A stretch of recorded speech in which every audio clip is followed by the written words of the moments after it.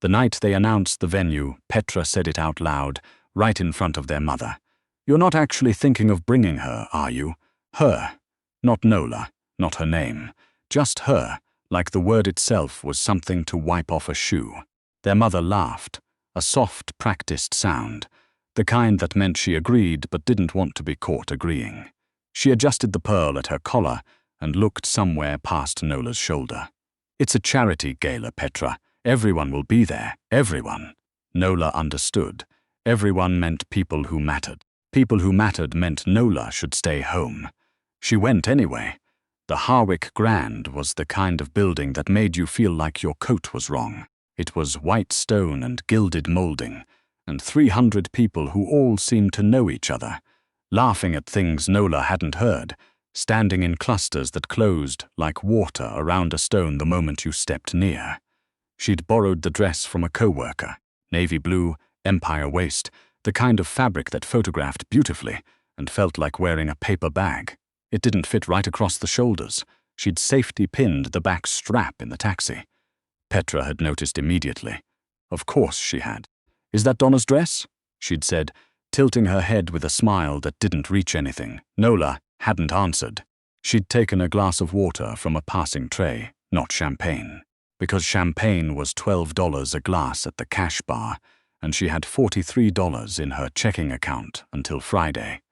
And she'd found a corner near the east wall with a decent sight line and a table she could set her clutch on, and she'd done what she always did at events like this. She'd counted.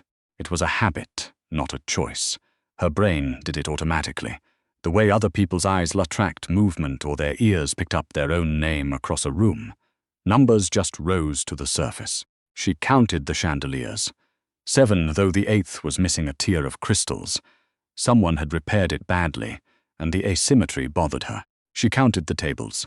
42, but 2 were pushed against the wall for the buffet, which meant 40 seating tables, approximately 8 per table, which put capacity at 320, but the fire code sign near the kitchen said 280. So either someone had approved overflow, or someone had stopped looking at the sign. She counted the auction paddles. She counted the wait staff. She counted the number of times her sister had laughed since they'd walked in, 11. And the number of times her mother had introduced her to anyone, 0. She was on her 3rd glass of water when she felt it. Not heard, not saw, felt. The room changed. Not loudly. There was no announcement, no shift in the music, but something in the air pressure altered the way it does before a storm or after a gun is cocked. Conversations tapered at the edges. A few heads turned toward the entrance, then quickly turned back, the way you look at the sun and immediately regret it. Nola looked. He was not what she expected. She didn't know what she expected. She'd heard the name Callaway. Not a Callaway, just Callaway, the way you'd say weather or traffic, as though the man had graduated from being a person into being a condition. She'd heard it at the accounting firm, where she temped, overheard really, 2 senior partners speaking in that careful, abbreviated way people used when they knew better than to be specific. She'd heard it from her father once, years ago in a phone call she wasn't supposed to hear, his voice going very flat and very quiet. She'd imagined something louder, bigger, the kind of man who took up space the way an accident takes up a highway. Callaway was tall, yes, and broad across the shoulders in the way that came from actual use rather than a gym membership. Dark suit, no tie, the collar open exactly 1 button. Not careless, she thought. Deliberate. He had the kind of face that had been handsome once and had since been rearranged by time and by things that weren't time. A jaw that hadn't softened. Eyes that moved across the room the way a contractor assesses a building. Not admiring, not condemning, just measuring. There was a scar along his left jaw, pale and old, and he didn't wear it the way men sometimes did, like a story they were waiting to be asked about. He just wore it. The way you wear your nose. He was maybe 40, maybe older, the kind of age that sits differently on certain men. He walked in alone. No, that wasn't right. He walked in with 2 men behind him who were clearly not his equals, but he moved as if he were alone, because the space around him emptied automatically, the way a tide pulls back before a wave. His gaze swept the room once. Once was apparently enough, and then he moved toward the east side of the venue, which was where Nola was standing. She didn't move. She considered it. The rational part of her brain, which was most of her brain, most of the time, said, "Step away from the wall, drift toward the buffet, make yourself architecturally irrelevant." But her feet didn't. She'd spent 27 years making herself irrelevant, and she was very, very tired of it. And such small, stupid part of her planted her heels into the marble floor and stayed. He stopped 6 feet away. He wasn't looking at her. He was looking at the room, or past it, at something that wasn't in the room at all. One of the men behind him murmured something near his ear. He shook his head slightly. A woman in red intercepted him. Nola recognized her, a city councilwoman, the kind of person who collected powerful men the way others collected art. She smiled her best smile. "Callaway looked at her the way you look at a door that's between you and where you're going," he said something brief. The councilwoman's smile became smaller and stayed on her face anyway, the way a flag stays up after the ceremony's done. Then he turned, and he looked at Nola. Not a glance, not the reflexive quick survey people did when they registered another human and moved on. He looked, steady, unhurried, the way he'd looked at the room, but with a specificity that made her fingers tightened around her water glass. "You've been counting the staff," he said. It wasn't a question. She could feel Petra somewhere to her left. She'd tracked her sister's position instinctively all evening, the way prey tracks a predator. And she could sense, without looking, that Petra was watching, that the councilwoman was watching, that several people nearby had suddenly become very interested in the middle distance. "I count things," Nola said. "It's not personal. What's the discrepancy?" She blinked. "What?" "You've been staring at the service rotation for 20 minutes, he said it simply, like it was a fact, not an accusation. "Something's off." She looked at him again, this time. His expression hadn't changed. It was the same neutral, assessing thing it had been, but his attention was complete. She had the unnerving sensation of being the thing someone was solving. "The West Side has 4 servers to 12 tables, she said, because apparently she was going to say this. "The East Side has 3 servers to 10 tables. The ratio's fine. But the bar rotation. The bartenders are cycling every 40 minutes instead of 60, which means the bar manager is burning through his shift coverage early, and he's going to be short-staffed in about," she checked the clock on the far wall, 45 minutes. A beat of silence. "That's going to be a problem," she added unnecessarily. "Why? The auction starts at 9. Cash bar's the only revenue stream tonight beside the auction itself. If the line's long, people walk. If people walk, they don't bid." He looked at her for another moment. Then he turned slightly and said something to the taller of the 2 men behind him, too low for her to catch. The man nodded and moved away toward the bar. "Callaway," he said, and held out his hand. She stared at it. His knuckles were not the knuckles of a man who had always lived in suits. There were 2 scars across the back of his right hand, healed white, the kind that came from something specific. "I know who you are," she said. "Then you have the advantage." He hadn't lowered his hand. "You are Nola." She shook it. His grip was dry and brief, and he released her hand the way you release something you don't intend to keep. "Nola Fenn." Something moved across his face. Not recognition, she decided. More like a word he was filing. "I temp at Greer and Associates," she said, because she didn't know why she was explaining herself, and then she was doing it anyway. "They do the legal work for 3 of the auction donors. I was a last-minute addition, and you're." He glanced past her, once, briefly.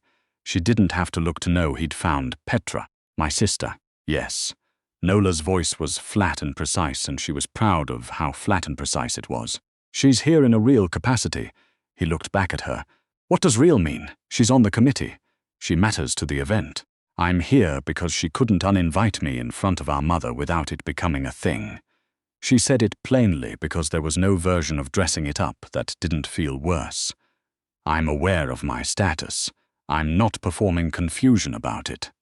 Petra appeared at her elbow. She did it beautifully, she always did. The way she materialized into situations, the way perfume arrived before a person, all warmth and curve and practiced ease. She was wearing a deep emerald gown that fit her exactly right, and her hair was up, and she had their mother's cheekbones, which Nola had not gotten, and she smiled at Callaway like she was giving him something. "I see you've met my sister," Petra said. Her hand touched Nola's elbow, light as a suggestion. "She tends to end up in corners. It's very her." She laughed. The soft kind, the generous kind. The kind designed to make it sound like she was including Nola in the joke, rather than making Nola the joke. "I'm Petra Fenn. I'm on the gala committee. We spoke briefly last month, I think, at the Halcourt dinner." Callaway looked at her for exactly the amount of time it takes to read a sentence. "No," he said. Petra's smile adjusted. "Oh, perhaps I'm confusing." "What did you mean?" Callaway said, and he was looking at Nola again about the numbers being wrong. Petra went still in a way Nola had never seen her go still before. "The bar rotation," Nola said. "I already explained, not that." He reached into his interior jacket pocket and removed a single folded paper, not a phone, not a tablet, an actual piece of paper, and held it out to her. "This." She unfolded it. It was a balance sheet. Partial, clearly excerpted, but enough. Columns of figures, 4 months of donation tracking, disbursements to the foundation. She looked at it for 10 seconds. "There's a float," she said. "Meaning what?" "Meaning money's sitting somewhere between receipt and disbursement for longer than it should. This figure," she pointed to the third column, "should clear in 14 days based on the transaction type. It's sitting at 22. 8 days isn't an accident."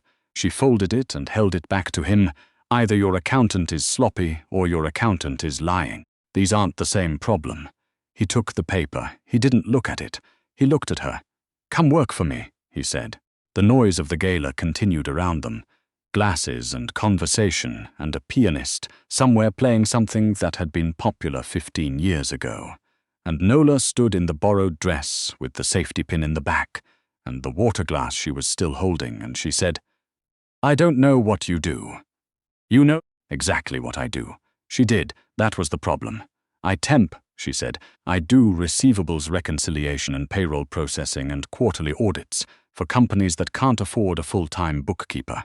I'm good at it. I'm available." She paused. "I'm not available for this." "You noticed an 8-day float in a balance sheet you held for 10 seconds. That's not a qualification, that's a parlor trick. It's both." He put the paper back in his pocket. "I'll have someone contact you on Monday.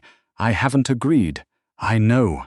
He walked away. She stood there, holding her water, and she was aware that Petra was still beside her, and that Petra's face had done something she couldn't quite read, which was unusual because she'd been reading Petra's face since before she could read words. "What was that?" Petra said. It wasn't quite a question. "I don't know," Nola said. That was the first lie she'd told all evening. Monday came. No call. She told herself she wasn't waiting for one.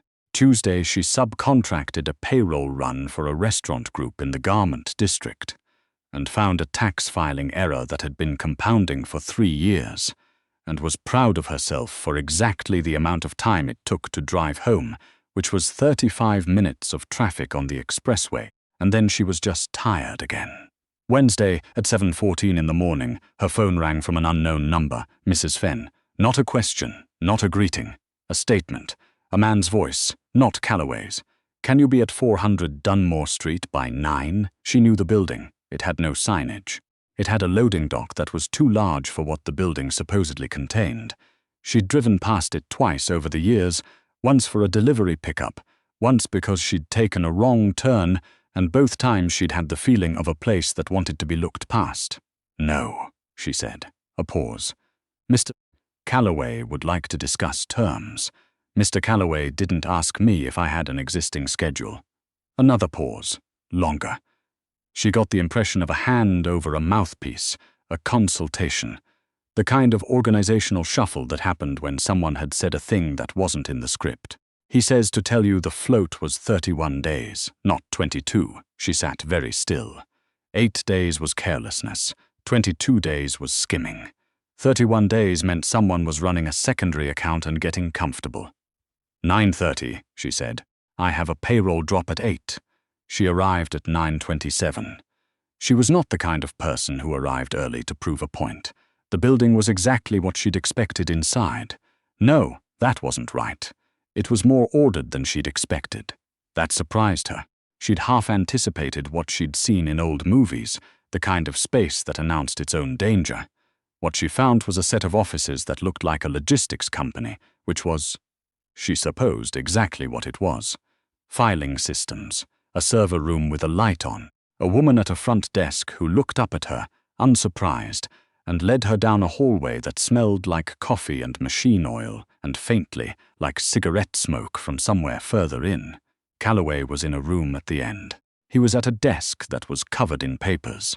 Not scattered, arranged, but densely, the way a mind that worked in systems arranged things. And he didn't look up immediately when she came in.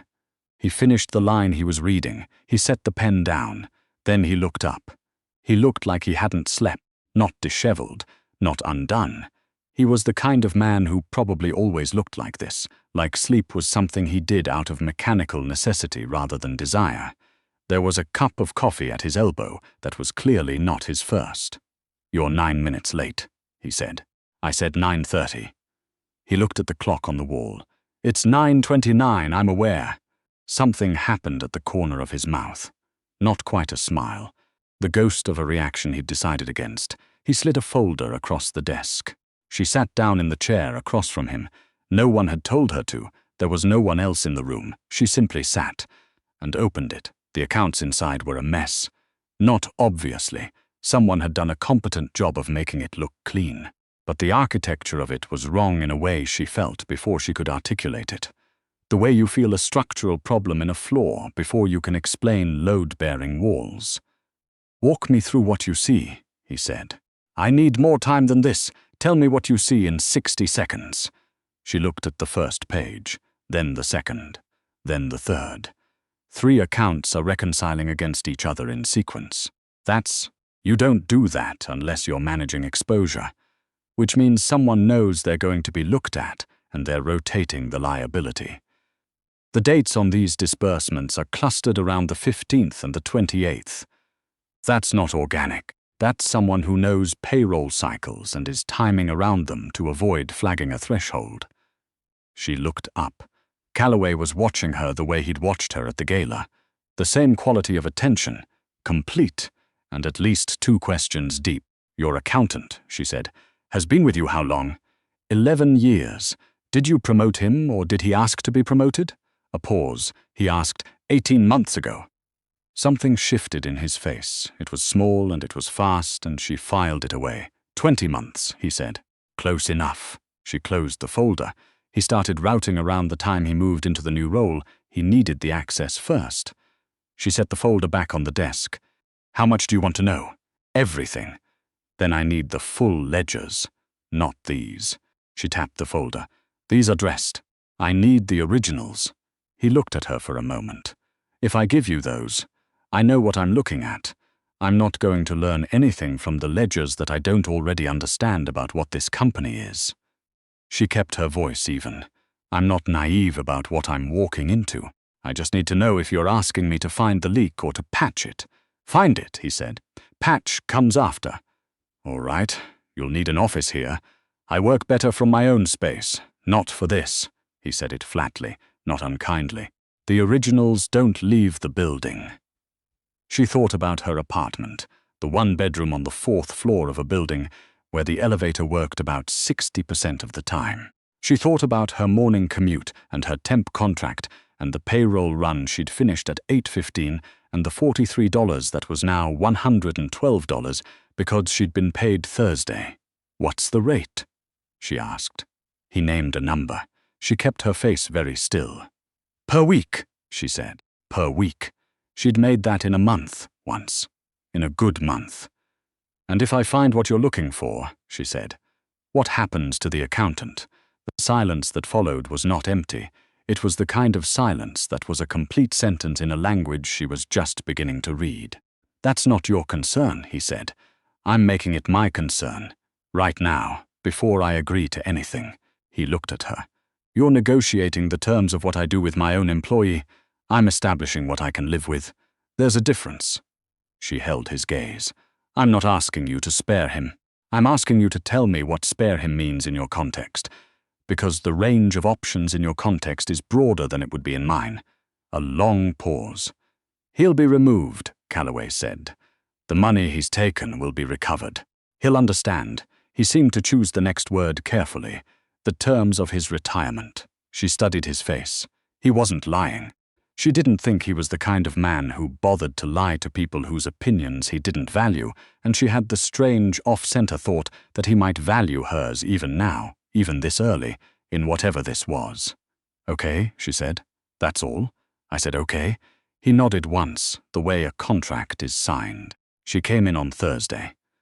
She was there at 8:50, not to prove anything, but because she'd been awake since 5. And the ledgers were in that building, and the thing that was wrong in them was the kind of wrong that lived in her head until she fixed it. The woman at the front desk, Reen, she learned, who had worked there for 7 years and had opinions about the coffee machine that she was willing to share at length, gave her a badge and walked her to a back office with a window that faced the alley. The window faced the alley because the window that faced the street was Callaway's. She was given the real ledgers.